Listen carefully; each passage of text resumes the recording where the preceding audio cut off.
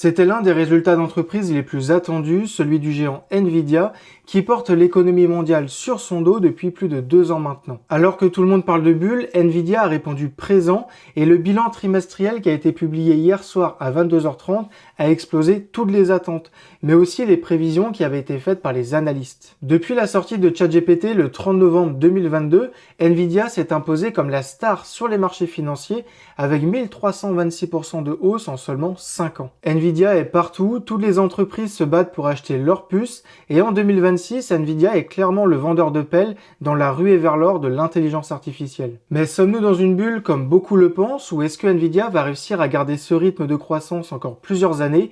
On fait le point. Je pense sincèrement que Nvidia est loin d'être une bulle et pour justifier mes propos, on va s'intéresser aux résultats ahurissants qui ont été publiés hier soir, donc le mercredi 25 février. Nvidia a tout simplement explosé les attentes avec un chiffre d'affaires de 68,12 milliards de dollars au quatrième trimestre, en hausse de 20% par rapport au troisième trimestre et de 73% par rapport à l'année dernière. Concrètement, le chiffre d'affaires total sur l'année est de 215,9 milliards de dollars, soit 65% d'augmentation par rapport à l'année précédente. C'est colossal. Et sans surprise, la vache à lait de Nvidia, ce sont les data centers qui ont généré un chiffre d'affaires record de 62,31 milliards de dollars au quatrième trimestre. Mais ce qu'il faut retenir avec ces résultats, c'est que le chiffre d'affaires est exceptionnel, mais Nvidia n'arrive toujours pas à répondre à la demande qui ne cesse d'augmenter mois après mois.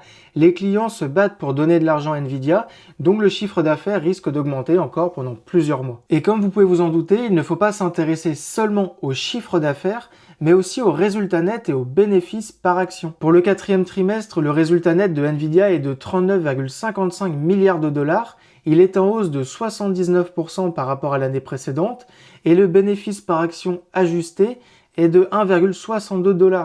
Et là aussi, Nvidia explose tous les records puisqu'il est en hausse de 82% par rapport à l'année précédente. Je tourne cette vidéo le 26 février et Nvidia représente 8% du S&P 500 et la capitalisation boursière de l'entreprise est de 4 750 milliards de dollars. Et la question que tout le monde se pose, c'est est-ce que Nvidia va être capable de garder ce rythme encore longtemps ou pas? En fin d'année dernière, la Bank of America a publié une étude dans laquelle il est écrit que 45% des gestionnaires de fonds considèrent que la bulle de l'IA est l'un des plus grands risques pour le marché actuellement. Et cela ne s'arrête pas là puisque 60% des investisseurs interrogés estiment que les actions mondiales sont surévaluées et 54% pensent que les actifs liés à l'IA sont dans une bulle qui est prête à exploser. Pour faire simple, depuis plusieurs mois maintenant, les marchés sont littéralement dopés avec les investissements qui sont liés à l'IA. Et ces personnes doutent que les entreprises de l'IA puissent générer assez de profits pour justifier leurs énormes investissements. Sur le papier, cette réflexion elle est loin d'être bête, mais en ce qui concerne Nvidia, on voit bien que l'entreprise arrive à délivrer, qu'elle arrive à dépasser les attentes et même à surprendre les analystes et les investisseurs. Personnellement, à moyen et long terme, je ne m'inquiète pas du tout pour Nvidia.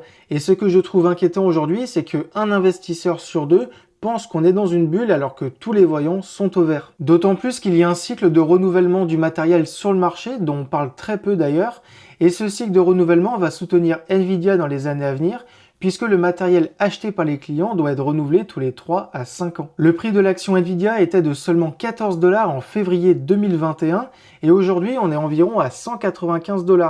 Et ce qui est important et qui me pousse à croire que Nvidia n'est pas dans une bulle, c'est que le résultat net de l'entreprise explose également en même temps que l'action. Le résultat net de Nvidia est de 120 milliards de dollars alors qu'il était de seulement 10,2 milliards de dollars en 2021.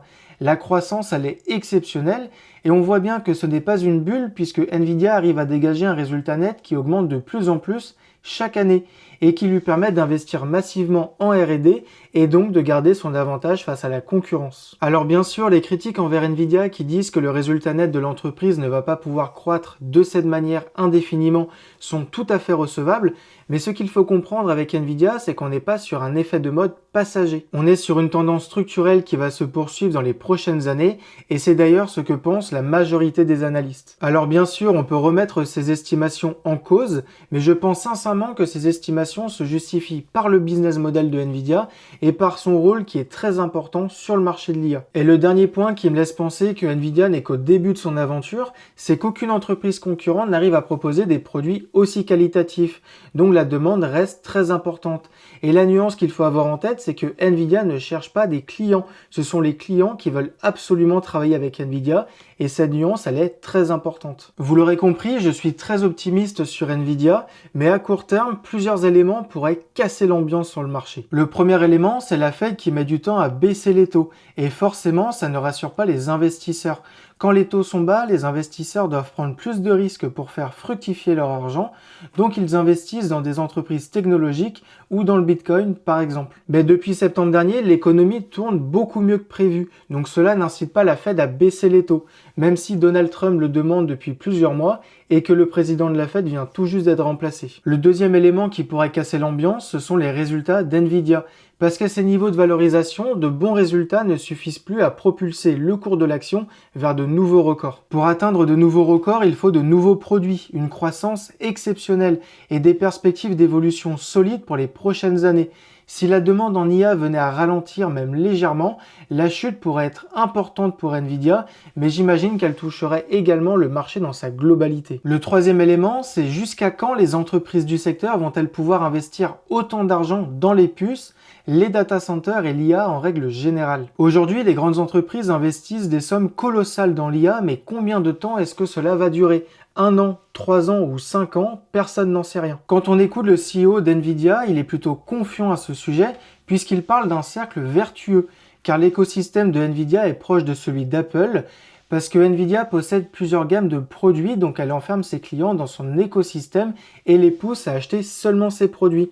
Un peu comme Apple quand les clients achètent l'iPhone, le MacBook et les AirPods. Pour terminer cette vidéo, on va s'intéresser à la question que tout le monde se pose. Faut-il investir sur Nvidia à ces niveaux de valorisation ? Honnêtement, je pense que oui, mais ce n'est pas un conseil en investissement. Beaucoup de personnes parlent de bulle parce qu'elles voient le cours de l'action Nvidia exploser, mais c'est aussi parce qu'elles ne se rendent pas compte des fondamentaux de l'entreprise et de ce que Nvidia représente sur le marché. Alors je suis d'accord, la valorisation de Nvidia est élevée, mais pour moi cette valorisation elle est justifiée par les fondamentaux de l'entreprise et par les perspectives de croissance à long terme. Une correction de 15% est tout à fait envisageable, mais je suis convaincu que dans 3 ans l'action sera beaucoup plus cher qu'aujourd'hui.